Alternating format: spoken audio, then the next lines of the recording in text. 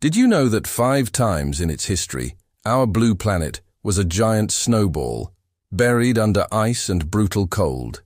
We call these eras ice ages, and they dragged on for thousands of years. During the last one, about 25,000 years ago, a group of hunters from Siberia, chasing game, stumbled upon a path that would change human history forever. They had no idea that the icy trail they were on was actually a temporary land bridge connecting 2 massive continents. This bridge only appeared because the Ice Age froze so much of the oceans, causing sea levels to drop dramatically. This small band of hunters, carrying the DNA of the Old World, crossed this strip and became the first people to set foot in the New World, where they would stay for good.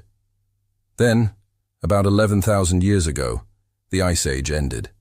The seas rose, and that land bridge, now known as the Bering Strait, vanished beneath the waves. The link between the Old World and the New was severed.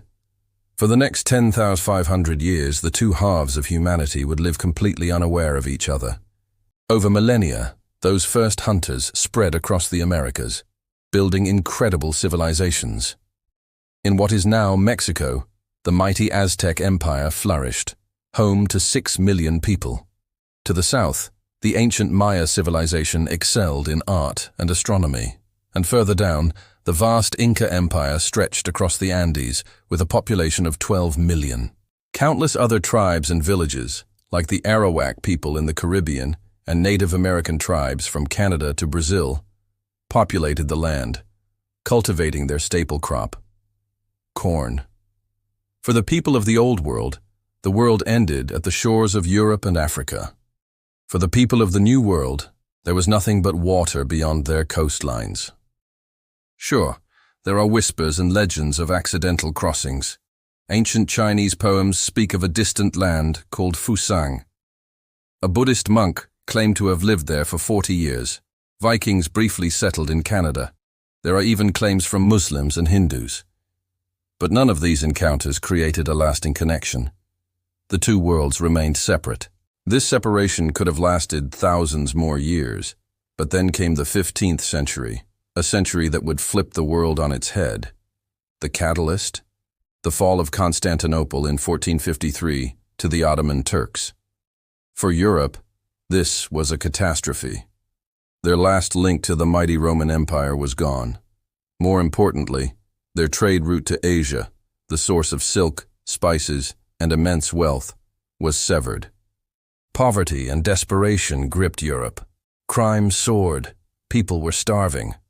In this dark time, they clung to the stories of Marco Polo, who had written of a distant land called Cipango, Japan, where palace roofs were made of gold.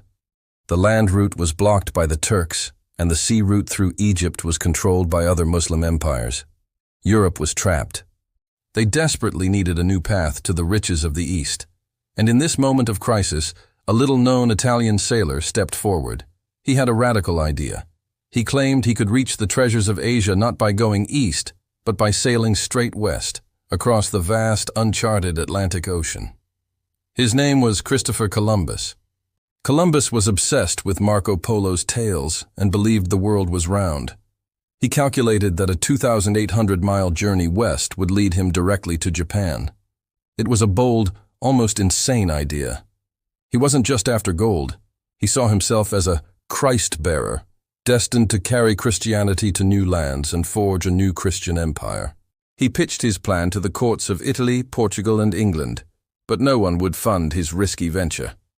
Finally, after 7 long years of trying, he got a meeting with Queen Isabella of Spain.